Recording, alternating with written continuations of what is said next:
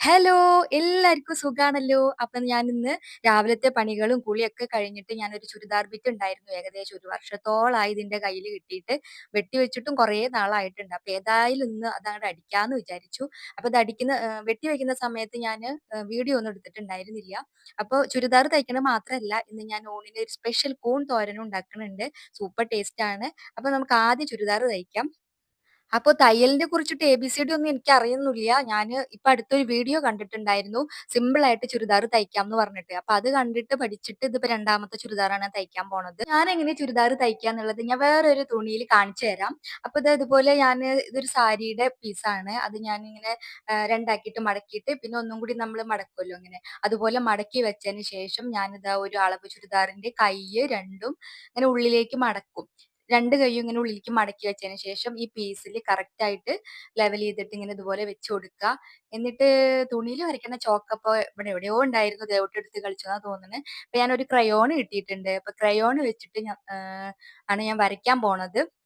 അപ്പൊ ദാ നമ്മൾ ഈ ഷേപ്പ് ഉണ്ടല്ലോ, ഈ കഴുത്തിന്റെ അവിടെന്ന് തൊട്ടിട്ട് ഇങ്ങനെ ആ ഷേപ്പിലൂടെ ക്രയോൺ വെച്ചിട്ട് അങ്ങോട്ട് താഴെ വരെ വരയ്ക്കുക. പിന്നെ നമ്മൾ എന്താ പറയാ, തയ്യൽ തുമ്പ് ഇട്ടിട്ട് ഒന്നും കൂടെ ഒന്ന് വിട്ടിട്ട് വരയ്ക്കുക. എന്നിട്ട് നമ്മൾ ഈ തയ്യൽ തുമ്പ് കൂടെയാണ് നമ്മൾ കത്രിക വെച്ചിട്ട് മുറിച്ചെടുക്കേണ്ടത്. അപ്പൊ ഈ ഒരു മെഷീൻ എന്റെ കയ്യിൽ കിട്ടിയിട്ട് ഒരുപാട് വർഷങ്ങളായി. ഒരു 12 വർഷമൊക്കെ ആയിട്ടുണ്ടാവും. അപ്പൊ അങ്ങനെ ഞാന് കഴുത്തായിരുന്നു എനിക്കൊരു പ്രശ്നം. പക്ഷെ ഇപ്പൊ കഴുത്തും ഞാൻ ഈസി ആയിട്ട് തന്നെ അടിക്കാൻ പഠിച്ചു. പിന്നെ ചെറിയ കയ്യിനുള്ള പീസേ ഉണ്ടായിരുന്നുള്ളൂ. അപ്പൊ ഞാൻ കുറച്ചും കൂടെ ലെങ്ത് വേണംന്ന് വെച്ചിട്ട് പാന്റിന്റെ ഒരു പീസ് എടുത്തിട്ട് അടിഭാഗത്ത് വെച്ച് അടിച്ചിട്ടുണ്ട്. പിന്നെ ഇതുപോലെ ഒരു അലങ്കോല പണി ചെയ്തു. പക്ഷെ എനിക്കിത് ബോറാ തോന്നുന്നു. ഞാനിത് അഴിച്ചു മാറ്റും. അങ്ങനെ അതിസാഹസികമായി ഞാൻ പാന്റും ടോപ്പൊക്കെ തയ്ച്ചെടുത്തിട്ടുണ്ട്. ഇനിയിപ്പോ ഇതിന്റെ കുറച്ച് നൂലും കാര്യങ്ങളൊക്കെ ഒന്ന് വെട്ടിയെടുക്കാനുണ്ട്. അപ്പൊ ഞാനിത് ഇട്ടിട്ട് പുറത്തിറങ്ങിയിട്ട് ഒന്ന് കാണിച്ചു തരാം. അപ്പൊ എങ്ങനെയുണ്ട് ബാക്കും ഫ്രണ്ടും ഒക്കെ കൊള്ളാമോ? എന്തായാലും അഭിപ്രായങ്ങൾ അറിയിക്കണേ. അപ്പൊ ഞാൻ കുറച്ച് ലെങ്ത്തിലാണ് ടോപ്പ് തയ്ച്ചിട്ടുള്ളത്. അപ്പൊ ദേവൂട്ടൊന്നും വലിയ അലമ്പൊന്നും ഉണ്ടാക്കാത്തത് കൊണ്ട് വേഗം അടിച്ചു തീർന്നു. അപ്പൊ ഞാൻ അവനൊരു ബുക്ക് കൊടുത്തിട്ടുണ്ടായിരുന്നു. പക്ഷെ അടിക്കലൊക്കെ കഴിഞ്ഞ് നോക്കിയപ്പോ ബുക്കൊക്കെ പീസ് പീസ് ആക്കിയിട്ടുണ്ട്. അപ്പൊ ഞാൻ നോക്കുമ്പോ അവൻ വായിക്കണ പോലെ കാട്ടിയിട്ട് മെല്ലെ മുറ്റത്തേക്ക് വലിച്ചെറിയാണ്. ആള് 2, 3 ഷർട്ടൊക്കെ ഇട്ടിട്ടാണ് നിക്കണത്. അപ്പൊ എന്നാലും വേണ്ടില്ല, ഞാന് അടിക്കലൊക്കെ കഴിഞ്ഞു. അപ്പൊ നോക്കുമ്പോ സമയം 12:15 ആയിട്ടുണ്ട്. അപ്പൊ ഇനി നമുക്ക് ഊണ് കഴിക്കാൻ വേണ്ടിയിട്ട് നമ്മുടെ കൂൺ തോരൻ ഉണ്ടാക്കാൻ പോകും. അപ്പൊ ഞാന് കൂനൊക്കെ നേരത്തെ തന്നെ കുറച്ചു നേരം വെള്ളത്തിലിട്ട് വെച്ചിട്ട് അതിൽ നിന്ന് എടുത്ത് കഴുകി ഊറ്റി വെച്ചിട്ടുള്ളതാണ്. ഞാനൊരു പാൻ വെച്ചിട്ടുണ്ട്. അതിലേക്ക് വെളിച്ചെണ്ണ ഒഴിച്ചിട്ട് ചൂടായിട്ട് വരുമ്പോ കടുക് പൊട്ടിക്കുക. എന്നിട്ട് ഇതാ ഒരു സവാള ചെറുതായിട്ട് അരിഞ്ഞതും ഒരു ഉണക്കമുളകും ചേർത്ത് കൊടുത്തിട്ട് നന്നായിട്ട് തന്നെ ഒന്ന് വഴറ്റിയെടുക്കുക.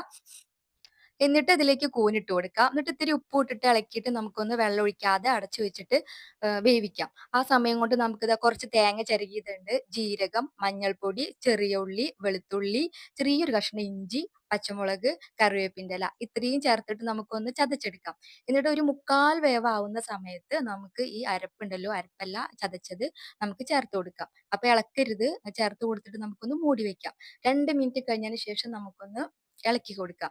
ഇളക്കിയതിന് ശേഷം വീണ്ടും ഒന്ന് അടച്ചു വെച്ചിട്ട് ഒരു 2, 3 മിനിറ്റും കൂടി കഴിഞ്ഞിട്ട് തുറന്നു നോക്കാം. അപ്പൊ കൂനൊക്കെ നന്നായിട്ട് വെന്തിട്ടുണ്ടാവും. എന്നിട്ട് ഉപ്പും എല്ലാം കറക്റ്റ് ആണോ എന്നൊക്കെ നോക്കുക. വേണമെങ്കിൽ ഇത്തിരി വെളിച്ചെണ്ണയും കറിവേപ്പിന്റെ ഇലയൊക്കെ ചേർത്ത് കൊടുത്തിട്ട് നന്നായിട്ട് ഒന്ന് ഇളക്കി കൊടുത്താൽ നമ്മുടെ കൂൺ തോരൻ സൂപ്പറാ. നമ്മൾ കൂനോണ്ട് നമ്മൾ മസാലക്കറി ഒക്കെ ഉണ്ടാക്കുമല്ലോ. പക്ഷെ എനിക്കൊക്കെ മസാലക്കറീനേക്കാളും ഇഷ്ടമാണ് ഇതുപോലെ കൂൺ തോരൻ ചെയ്യുമ്പോൾ. അപ്പൊ നിങ്ങൾ ട്രൈ ചെയ്ത് നോക്കിയിട്ടില്ലെങ്കിൽ ട്രൈ ചെയ്ത് നോക്കിയോ, ഉറപ്പായിട്ടും ഇഷ്ടപ്പെടും. അപ്പൊ ഇന്നത്തെ വീഡിയോ ഇത്രയേ ഉള്ളൂ. അപ്പൊ എന്റെ ചുരിദാറും എന്റെ കൂൺ തോരനൊക്കെ നിങ്ങൾക്ക് ഇഷ്ടപ്പെട്ടുവെങ്കിൽ ലൈക്ക് ചെയ്യുക, ഷെയർ ചെയ്യുക. സബ്സ്ക്രൈബ് ചെയ്തിട്ടില്ലെങ്കിൽ സബ്സ്ക്രൈബ് ചെയ്യാനൊന്നും മറക്കരുത്. അപ്പൊ നമുക്ക് അടുത്തൊരു വീഡിയോ ഇട്ട് കാണാം. ടാറ്റാ, ബൈ.